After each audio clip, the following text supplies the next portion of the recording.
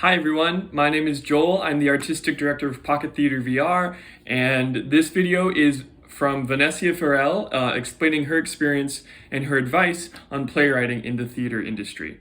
Her original video was about 20 minutes long, so we've cut this video down to be just the essentials of what we think you should learn as you are a new playwright entering the industry. If you're interested in watching the unedited version of Phanesia's video, we released that at the same time. In that video, you learn more about Phanesia as a playwright, her inspirations, as well as a lot of anecdotes about her experience. But if you're looking more for the essentials of what is helpful or required in this role, then this is the video for you.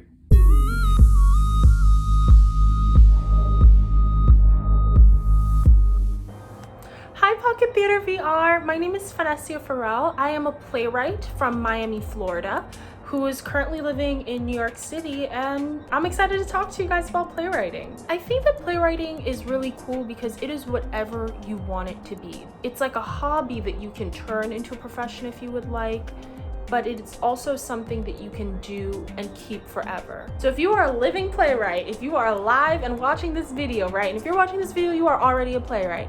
You decide you're a playwright, you're a playwright. Okay, there's nothing you need to do. You don't have to write a big play or do anything. No. You are a playwright if you are watching this video, okay? So if you are a playwright, you're the god of the theater, and that's pretty cool. And it sounds kind of cocky saying that's like, we're the gods of the theater, but I say that in an empowering way, in the sense that a playwright creates worlds, and a playwright can be really powerful. Camille Howard, a very talented director and playwright, I was recently listening to her speak, and she says that what made her write is that she was like, I don't like the plays for Black women, so I'm gonna write them.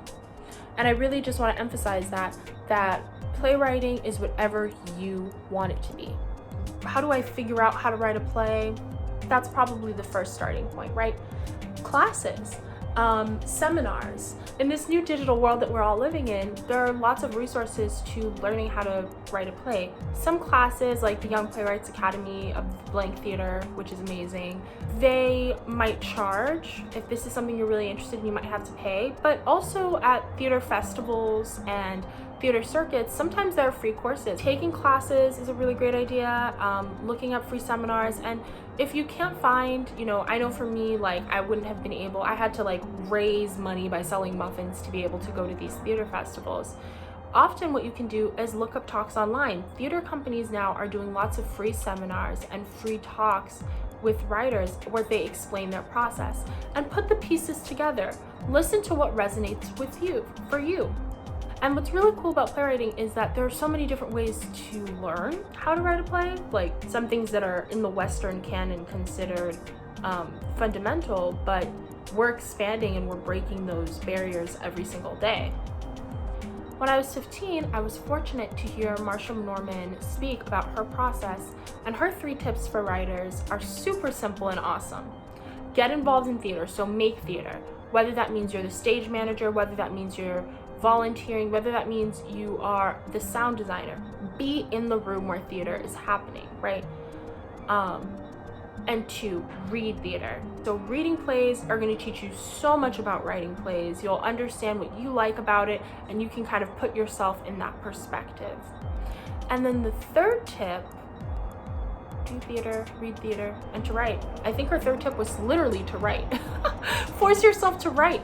Terrell Alvin McCraney, one of my favorite playwrights, a tip that he offered is to like literally write the plays that you love. Like rewrite the books that you love. Just rewrite them for yourself. Just do it for fun. Even if it's horrible, who cares? It's just for you. And then after that, you can sort of break into it. And it takes time.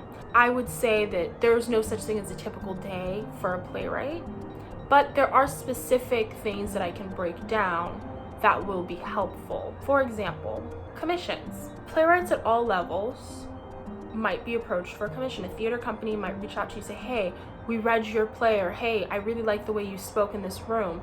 I would love to see if you could write a play for us for this specific reason. Commissions are a little tricky because, creative writer's block and that flow. But when you're on commission, you're on a deadline to write a play by a specific time. You will meet with the theater, you'll give them updates, you know, they'll ask you, what do you need? They'll probably help you with research. All of those things are very helpful.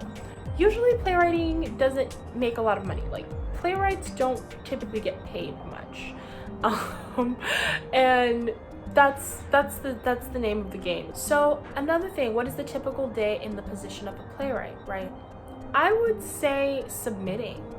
Even playwrights who have agents, even playwrights who are well established, are still submitting to opportunities. Another typical day is there are all different types of playwrights. Some are in grad schools, some are in undergraduate programs, some are in writers groups. These are various ways of getting feedback on your work, of hearing other writers, and of growing as a writer yourself. And I would say training by doing the things we discussed before: reading, writing, and being in theater in whatever ways are accessible to you. And in terms of production for a playwright, so first of all, it's tough getting produced, right? And in my experience, when my plays have been produced, what I would say your responsibility is to make sure the play is as written, as good as possible, give as much feedback, kind of serve as a consultant. The director will work with you and ask you questions like, hey, is this going well? Do you like this? Give the actors information about the characters that will help guide them through the process. There's also logistical factors too. Theater companies want you to help with social media, getting people to come to the play. Like, those things are additional things that you can do that will set you over the top as a playwright. Doing things with social media, you know, Q&As, working with people. And then after the production comes sometimes publishing. For the most part, they will come to you. You can submit, I think, to Dramatists. I think Dramatists still accepts submissions. They'll come to your show and then they'll publish. And publishing is just a really great way of, if a school wants to produce your play, they'll know where to find you. We'll give a little bit of advice. One, you're always going to be learning. So don't knock yourself down. Keep writing. You know, if you're a playwright, you are going to write a lot of plays. None of them are going to be perfect. That's okay. That's part of what I think makes a really great playwright a great playwright, is that they're able to let go of the work, accept that it's imperfect, and let your intention come out. Have a goal with your play. This is what I want the audience to feel. Or move through your goal. Whatever your goal is, know it. Once you've achieved it, and the script, and you can do minor touch-ups, but once you've achieved that goal, don't go into overdrive mode in editing. That's let it go and let it go into the world. This is the gatekeeping part of theater. You can have a wonderful career without an agent, but having an agent can help your career a lot. There are certain theater companies that just don't take scripts or won't read scripts unless an agent sends them in. So you don't have to chase an agent. Someone who I trust and is near and dear to my heart told me agents are like dates. You gotta let them like you a little bit more. So let them find you. They will find you. They will come to you. There's no pressure or rush in that. A great way to start writing plays and getting them produced is submitting to 10-minute play festivals. 10-minute play festivals are a lot more accessible. They're easier to produce, so people typically produce those types of plays. Doing contests, submitting to contests, and putting your plays on New Play Network, where people will be reading them, and theaters can kind of discover you through New Play Network. I think that's National New Play Record, NNPN. Be nice to people. That would be my advice. Be honest. I know for me, I have really struggled with getting work done during this pandemic, and I would say that I've had to be honest with people, as honest as possible. Sometimes we forget we're human. That's completely understandable, but try your best and be nice to people. Read, and this is actually my final tip. Love the craft. I love plays. I read hundreds of them. I'm a nerd. I like really love plays, and I think that shows in my writing, that I like really do love the craft, and I feel honored to be a part of it. And if you feel that way, you're probably a playwright. You're already a playwright if you're watching this video. But really love the craft, love other writers, feel confident in your participation as a member.